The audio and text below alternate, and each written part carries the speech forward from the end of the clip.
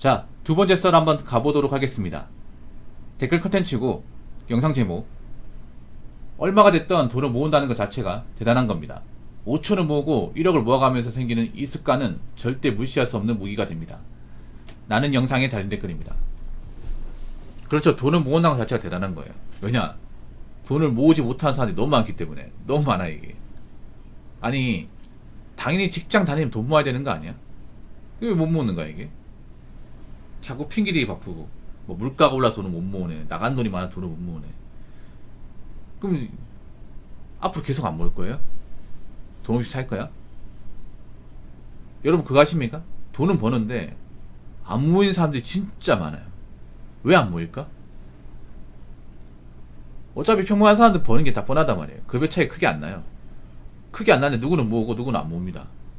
근데 점점 안 모으는 사람 늘고 있어요. 왜 그럴까? 여러 가지 이유가 있지만 일단 평범한 사람들이 이 사치가 심해졌습니다. 객관적으로 사치가 심해졌어요. 근데 자신들은 사치를 부리는지 모릅니다. 그냥 남들 쓰는 거 다 쓰는 거고 그냥 뭐 유행하니까 나도 거기에 맞춰서 돈 쓰는 건데 이게 뭐가 이상하냐. 알게 모르게 돈 나가는 것들이 많아요. 한목들이 많아. 굳이 명품이 아니더라도 돈 나가는 것들이 많아요. 인터넷 쇼핑, 뭐 최신형 스마트폰, 아니면 뭐 배달 음식, 핫플레이스 이런 것들로 알게 모르게 나가는 돈이 많아요. 이런 것들도 이제 나중에 계산을 때려보면 적지 않습니다. 근데 이런 것들 아깝다고 생각하지 않습니다. 아, 이런 것도 한 번쯤 해봐야 되는 거 아니야? 라고 합리화시킵니다. 솔직히 이번에 왜 보면 최근에 아이폰 16 나왔잖아요. 최신형 폰 나왔어. 근데 난 그 생각 들었어. 저기 줄 서 있는 사람들 중에 자급제로 폰을 구입하는 사람들 얼마나 있을까? 자급제가 뭔지 아시죠? 보통 폰을 구입할 때 두 가지가 있습니다. 약정으로 구입하는 방법하고 자급제로 구입하는 방법이 있어요. 자급제는 말 그대로 폰 그 기기값 있죠? 그거를 그대로 사는 겁니다. 사가지고 요금제를 스스로 선택하는 거죠. 근데 자급제로 사는 분들이 거의 없어요. 여러분들 자급제가 별로 많지 않을 겁니다. 왜냐? 폰 그 출고가가 비싸거든요. 많이 비싸. 부담되는 가격이에요. 갤럭시나 아이폰이나 비싸. 그래서 대부분 약정을 선택합니다. 근데 약정이 알고 보면 손해예요. 왜냐? 그 통신사들이 약정을 비밀로 이자도 집어넣고 거기다가 자신들이 요금제를 강제로 쓰게 만든단 말이야. 그러면 그 폰을 구입한 사람은 어쩔 수 없이 그 약정에 맞게 이제 요금제 써야 돼. 그러면 폰 이제 할부로 있잖아요. 그 할부금하고 이자하고 요금제까지 하면 요즘엔 10만원 그냥 넘어가죠. 한 13만원? 비싼 건 15만원까지 가더라고. 15, 6만원. 그거 절대 조금 더 생각하지 마시죠. 그 2년 내도록 내야 돼. 2년 내도록. 근데 그런 돈 아까워하는 사람 본 적 있어요? 안 아까워해. 뭐 이렇게 얘기하는 사람도 있습니다. 아, 폰 16만원 정도 낼 수 있는 거 아닌가? 그럼 다른 걸 아끼던가. 다른 돈을 아끼던가. 여러분 한번 생각해보세요. 폰을 그렇게 약정을 쉽게 사는데 다른 걸 아낄까요? 이 사람들이 그런 거야. 뭐냐, 좋은 스마트폰 쓰는 김에 맛있는 것도 먹고 배달 음식도 먹고 인터넷 쇼핑도 좀 하고 설계도 좀 하고 이렇게 되는 거야 이게. 파생적으로. 만약 좋은 스마트폰만 딱 쓰고 다른 걸 안 산다? 그럼 살 수 있어요 여러분. 살 수 있다니까요. 근데 실제로 그렇게 하는 분들은 많지 않습니다.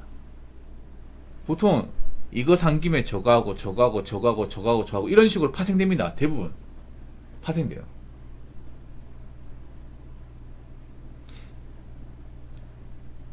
그런 파생된 소비가 장난 아니라는 거예요. 근데 이거를 나쁘다, 문제 있다 생각하는 분들은 생각보다 많지 않습니다. 그러다 보니까 돈은 버는데 모이는 게 없는 거예요. 아니면 월급이 적은 분들이 모으려고 하지 않습니다. 이거 진짜 문제 있습니다. 제가 전에 그런 말 했죠. 월급이 밥봉일수록, 월급을 적게 버는 사람일수록 어떻게 해야 된다? 돈을 더 모아야 된다. 더 알뜰하게 사야 된다. 이 말을 드렸는데 현실은 정반대입니다. 정반대. 왜 돈을 적게 버는 사람이 안 모읍니다. 못 모아요. 심지어 빚까지 집니다. 이런 거 여러분 주변에도 많이 있습니다. 어떤 말이 드냐? 야, 이번 생은 글러 먹었는데 뭐하러 열심히 사냐? 어? 이거 모아봤자 얼마 된다고? 내 인생에서 무슨 부귀경을 누리겠다고? 뭐하러 힘들게 살아. 아둥바둥 해봤자 달라지는 거 없는데. 이런 마인드야. 근데 이런 사람들이 나중에 모아놓은 돈까지 없으면 어떻게 될까요? 그러면 쓰러지는 거예요, 여러분.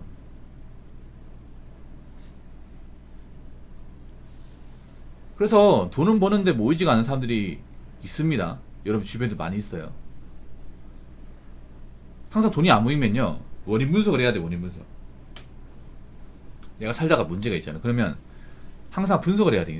인생이라는 게 분석을 안 하면 계속 금방 거꾸로 사는 거예요.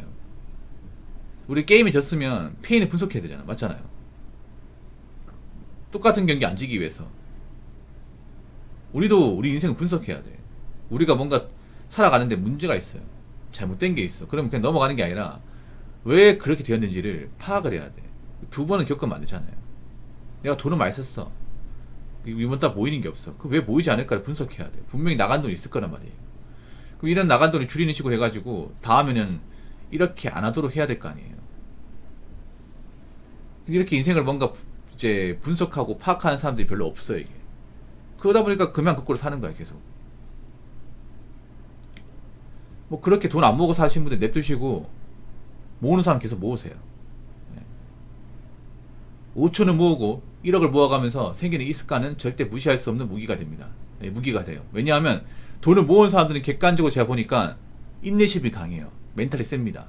반대로 돈을 모으지 못한 사람은 인내심이 없고 견물생심이 약하고 굉장히 감정적이고 멘탈이 약합니다. 성격도 그렇게 좋지 않은 것 같아요. 솔직히 말해서.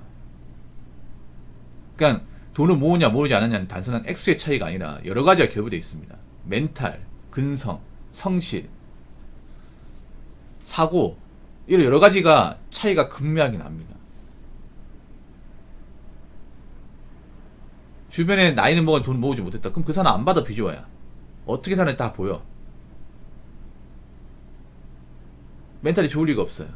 열심히 살았을 리가 없어. 건강에 살았을 리가 없어요. 그러니까 여러분들 자신들이 뭔가 열심히 살았다, 건강하다고 증명하려면 돈을 모으셔야 돼. 아시겠죠?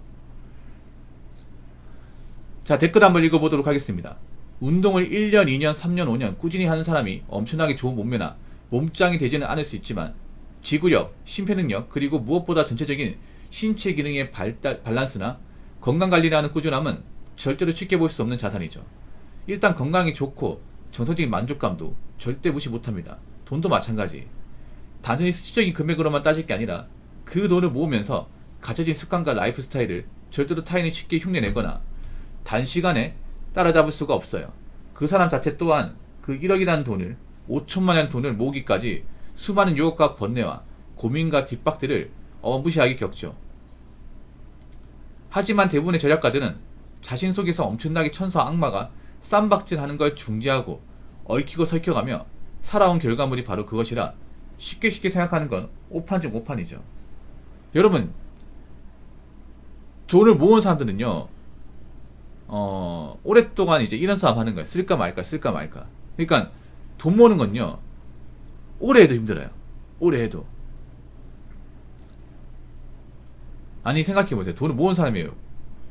정말 돈 쓸 데가 없어서 돈을 모은 걸까? 아니에요. 쓰고 싶은 거 엄청나게 참았을까? 똑같아, 여러분. 돈을 쓰는 사람이 안 쓰는 사람이랑. 근데 그런 걸 돈을 쓰는 사람 참지 못하는 거고 돈을 쓰는 사람 참은 거예요. 그 차이일 뿐이야. 돈을 이제 안 쓰는 사람도 부족이 있어요. 소비 욕구가 있고. 근데 그런 걸 견뎌내가면서 합리성을 따져가면서 당장 필요한 게 아니면, 급한 게 아니라면 나중에 사자. 어차피 나중에 사면 중고로 살 수 있고 가격 떨어지니까.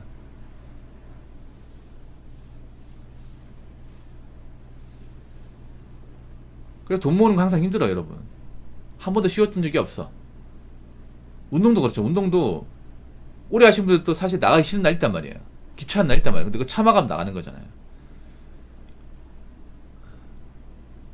단지 그런 거지.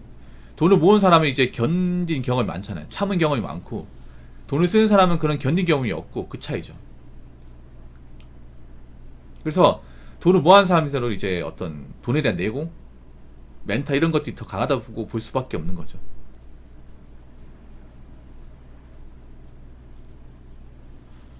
그리고 더 건강하게 살 수밖에 없는 거고.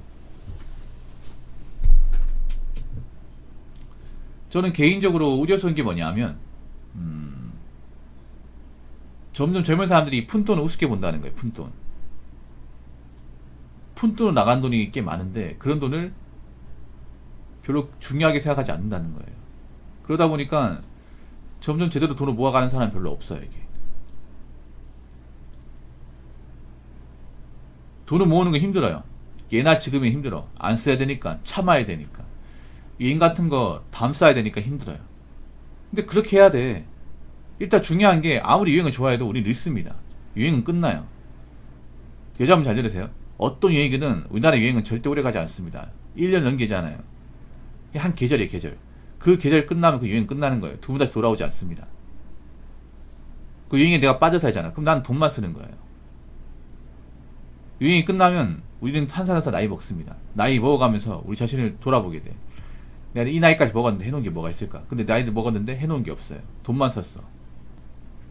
감당할 수 있겠어요? 받아들일 수 있겠습니까? 못 받아들여요, 이게. 결국 나이 먹고 남는 거는 내가 열심히 산 그런 이력. 그 이력이 뭘까요? 바로 내가 모아놓은 돈이에요. 그 내 직장, 건강입니다. 그래서 어차피 이제 인간은 늙잖아요. 나이 먹으면 남는 게 있어야 돼요. 돈 쓰는 건 남는 게 없잖아요, 이게. 그때뿐이지 않습니까? 그러니까 너무 소비에 매몰되지 마시고요. 내가 받는 월급은 너무 같이 낮게 보지 마시고 어떻게든 참고 모으세요. 안 그러면 진짜 경제 안 좋아지면 버티기 힘듭니다. 걱정돼서 얘기하는 거예요. 걱정된 분이 많습니다. 지금 젊을 때 빠져가지고 소비에 빠져서 허우적대는 분들 많아요. 허우적대잖아요. 아무도 건져내는 사람이 없어요. 그럼 그 블랙홀 같은 곳에서 못 빠져나오는 거예요. 평생. 아무튼 다들 열심히 사시고 월급 적다고 자꾸 궁시렁 내지 마시고 어떻게든 한 푼 두 푼 좀 모아 나가시기 바라겠습니다. 자, 이상으로 두 번째 썰 마치도록 하겠습니다.